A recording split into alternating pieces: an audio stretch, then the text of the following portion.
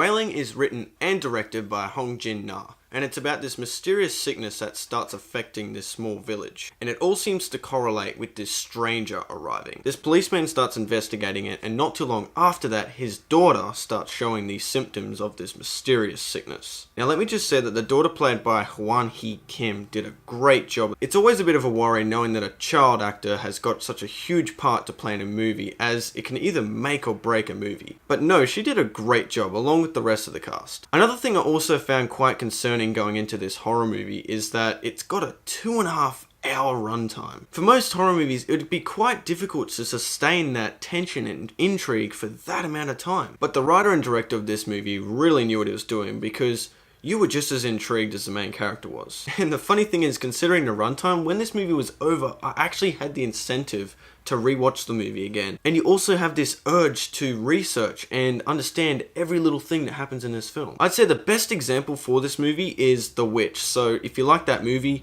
you'll really enjoy this. Things I love most from these movies is they just invite discussion, and you're able to hear other ideas and theories about the movie from different people, and I really like that. Another thing that makes this similar to The Witch is it doesn't rely on jump scares, but it instead relies on a creepy atmosphere and tension. It's kind of like a wind-up toy in a way, like, you know, you're winding up some wind-up toy and stuff, and then the key breaks, and it's stuck. It's kind of like that with this movie, you know, you're just like winding it up, and then it just gets stuck in your head, and you're just like, oh man.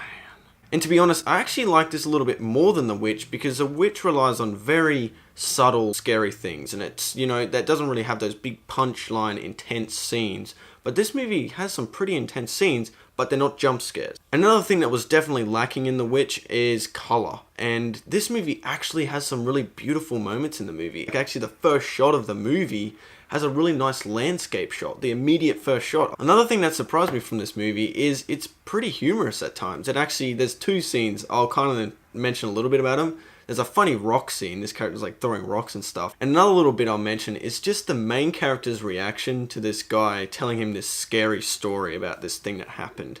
And just the disappointment on this guy's face it's just priceless. So overall, this was a fantastic horror movie that doesn't rely on jump scares. So if you're a person that likes those jump scare kind of movies, and don't get me wrong, I do as well, there's some pretty good ones that I like, but I really feel like this horror movie stays with you for a very long time, and considering the idea that you have this incentive to rewatch it right after, it's just insane. Like, that's never really happened to me before. So if this non-jump scare but really creepy and tense atmosphere seems to intrigue you, don't hesitate to check it out. So, I hope you guys enjoyed this video, and if you did, consider hitting this button here or the subscribe button down below so you can see more videos I've made, and I'll catch you folks in the next one.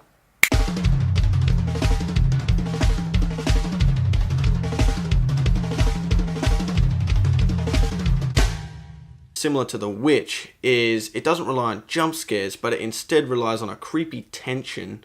Creepy tension? What?